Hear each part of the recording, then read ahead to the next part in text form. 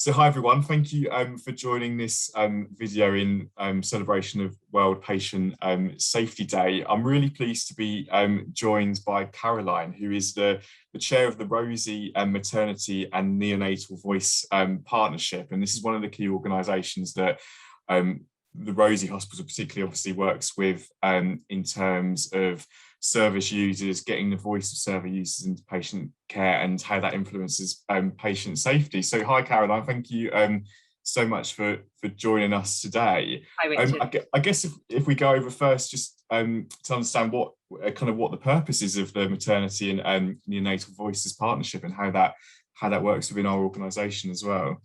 For sure. So it's a group of service users and staff together, and that's really important. It's not just a patient voice group. It's not a consultation group. It's a group where people come together as equal colleagues who are wanting to hear what maternity care is like and neonatal care, and also to make improvements to maternity and neonatal care. So it's myself, I'm the chair, so I'm a service user advocate. That means I'm someone who either is or works with people who are going through pregnancy. And our service users, again, are either people who work within the birth world outside of healthcare, or predominantly they're people who are pregnant at the moment, a partner of someone who's pregnant, or who have had a baby within the last 3 years. So people who are really have a really relevant experience, a real life experience of using maternity or neonatal services within our area. And then we're joined by key staff, so the leadership team of the Rosie are fully involved, and we also have staff from all different areas of the Rosie who come on board for particular projects or to support, for example, perinatal mental health might be an area where we'd have some people come on from that clinical team specifically to work with us on in our work plan. So our primary role is firstly to listen to the service user voice, and particularly when that voice is a whisper. So it's our job to go out and gather feedback, generally anonymously, from anyone who's used maternity and neonatal services within the Rosie at any point during their journey. And so we do that through online surveys, through listening events, through one-to-one contacts, through when we could go into baby groups in person, hasn't been for a little while that. And we listen and feed that back to the staff on an anonymous trend basis. So it's not about one user's experience, as a complaints line might have. It's about looking for trends of experience, both successes and things to celebrate and to use to enhance care, and also things where things haven't been going right. And the other main part of our Maternity and Neonatal Voices Partnership is around co-production. So again, this is not just a patient consultation group, which I think happens in many areas of the NHS. You decide on something, or you write something, you check with some patients and then come back. This actually puts at the heart of things co-production. And that means at the point at which a service user or group of service users identify something that could be improved, or a staff member or group of staff identify something in the system that could be improved, we come together and we discuss what's important to service users, what the barriers might be for them accessing a certain thing, or what has been seen not to work so well or to work really well. And we build that new service from the ground up. So it's not a consultation group. The co-production is really important. And very recently, there's been a large maternity report, which many other healthcare professionals might have heard of, called the London Report, which is around maternity safety across the UK. And there are some key actions from that report. And that talks about listening to women, birthing people and families. It talks about informed consent and enhancing safety. So the work we do to make sure that service users are involved from the ground up in maternity service and in the co-production of new products really supports those actions. That's great. Thank you very much for giving us a summary of the great work that's going on. And I guess relating this all back to kind of World Patient Safety Day. So how do those things on a day-to-day basis and in all the improvement work streams relate to good safety for people who are, visiting the Rosie and improved outcomes, I guess, overall? So it can be from the very small to the very big.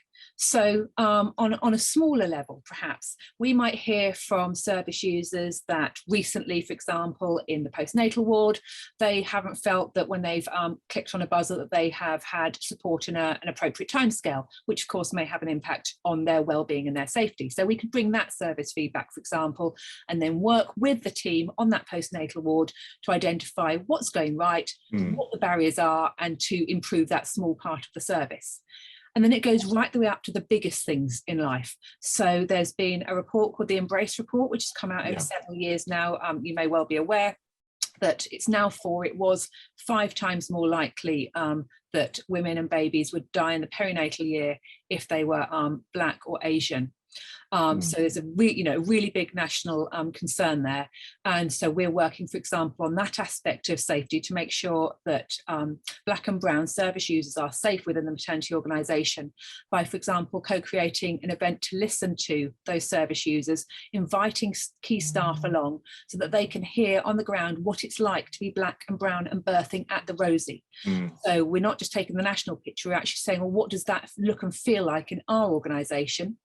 And we are hearing stories from people about where their care has worked well and where their care has been less than what anyone would hope, and to take those messages forward in terms of changing protocols.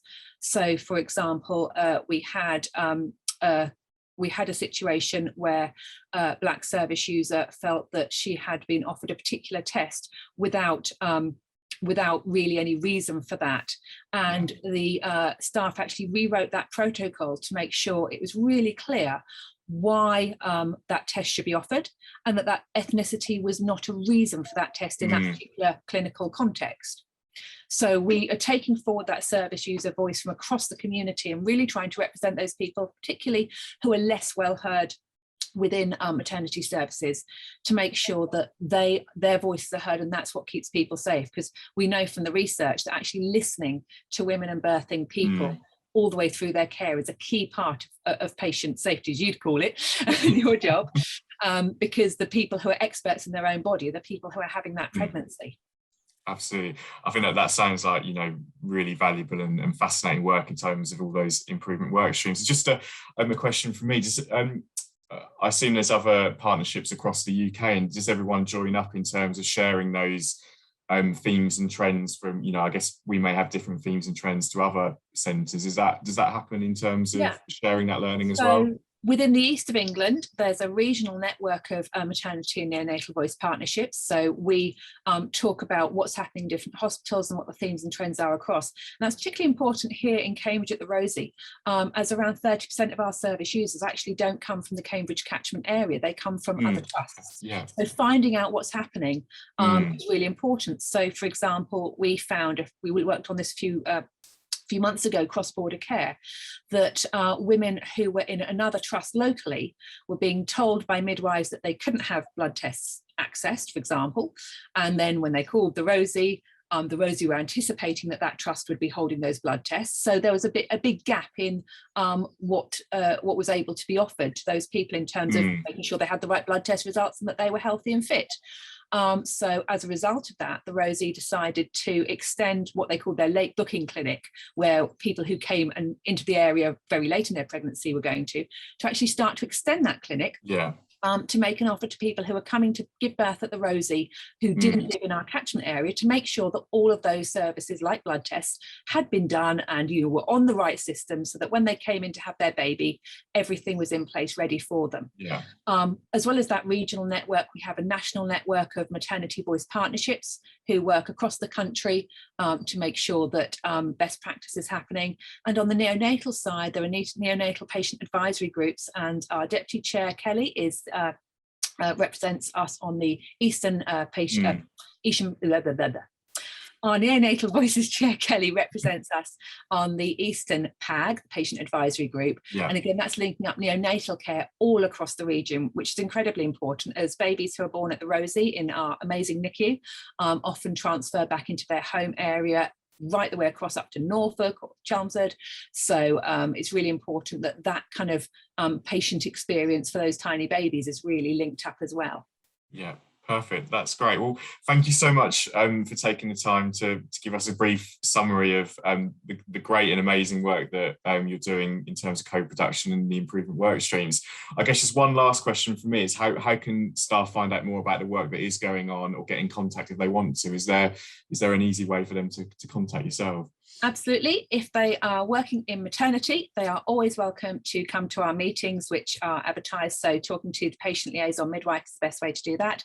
And if you're just generally interested and you're on social media, we're there on Facebook and Twitter under Rosie Maternity and Neonatal Voices. And we also have a website, RMNVP.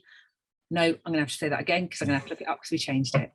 Hang on. What we'll do is we'll put it in the link with this video. So we literally changed it this week and I now have no idea what we are. Hang on.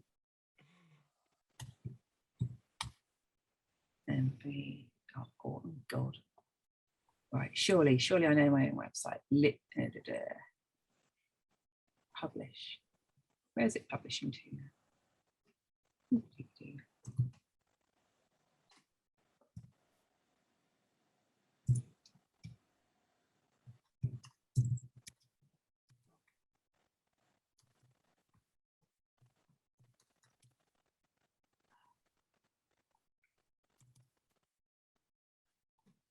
I haven't guessed it because we used to be just maternity voices and we've just changed. Right, okay.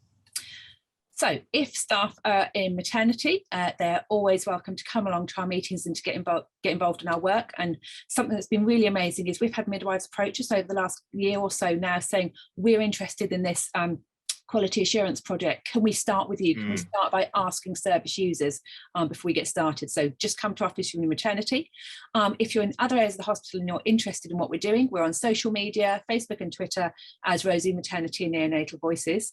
And also we have a website, which is rosiemnvp.org, where some of our work is showcased. And during the COVID pandemic, we even had a page there for staff highlighting wellbeing resources for them, because it really is that staff and service user partnership which is so key to everything we do.